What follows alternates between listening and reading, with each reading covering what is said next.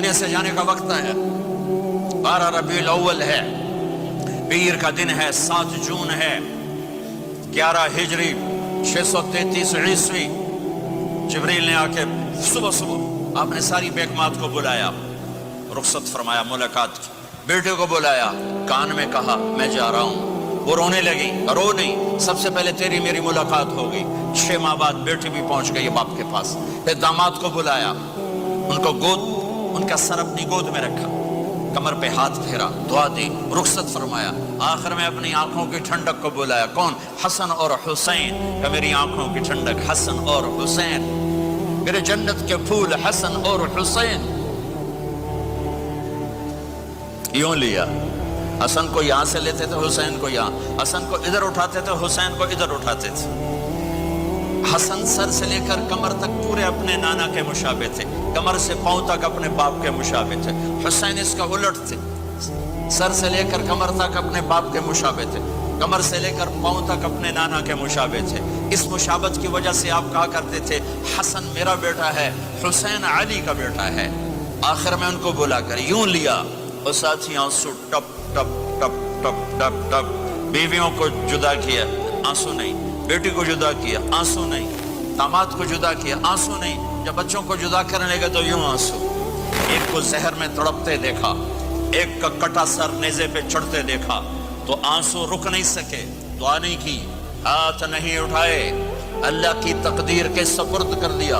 اولاد کو ذبح ہونے کے لیے تیار کر دیا کہ کل میری امت اولاد کے پیچھے جھوٹ نہ بولے, رشوت نہ لے, حرام کاروبار نہ چلائے, دھوکہ نہ دے, فراڈ نہ کرے. بچوں کو کہاں سے کھلائیں, بچوں کو کہاں سے پلائیں, کہ یہ میرا حسین کا سر کٹ کے نیزے پر چڑھا ہوا ہے.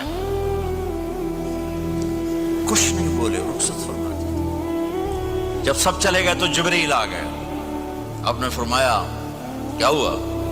خاموش کھڑے تھے. کہ موت کا فرشتہ دروازے پر ہے, اندر آنے کی اجازت چاہتا ہے.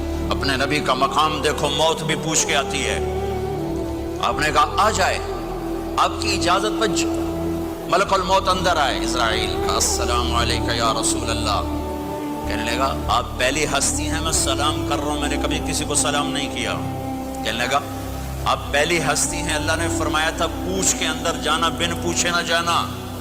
پھر کہنے لگے آپ پہلی ہستی ہیں, اللہ نے فرمایا آنا چاہیں تو لے آنا, رہنا چاہیں تو چھوڑ کے آ جانا.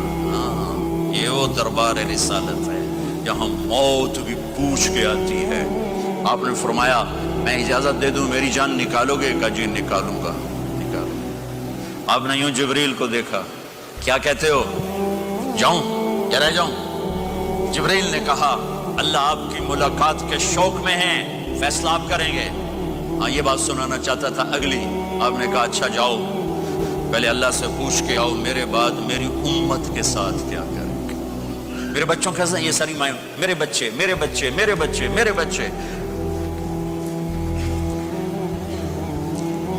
میرے نبی کو تو پتا تھا کہ یہ تڑپ تڑپ کے ایک زہر میں جائے گا اور ایک کا سر کٹ کے نیزے پہ چڑھے گا. کیوں نہیں ان کے لیے ہاتھ اٹھائے, ہمارے لیے کیوں روئے کہ جاؤ اللہ سے پوچھ کے آؤ میرے بعد میری امت کے ساتھ کیا کرے گا, میں پھر جواب دوں گا.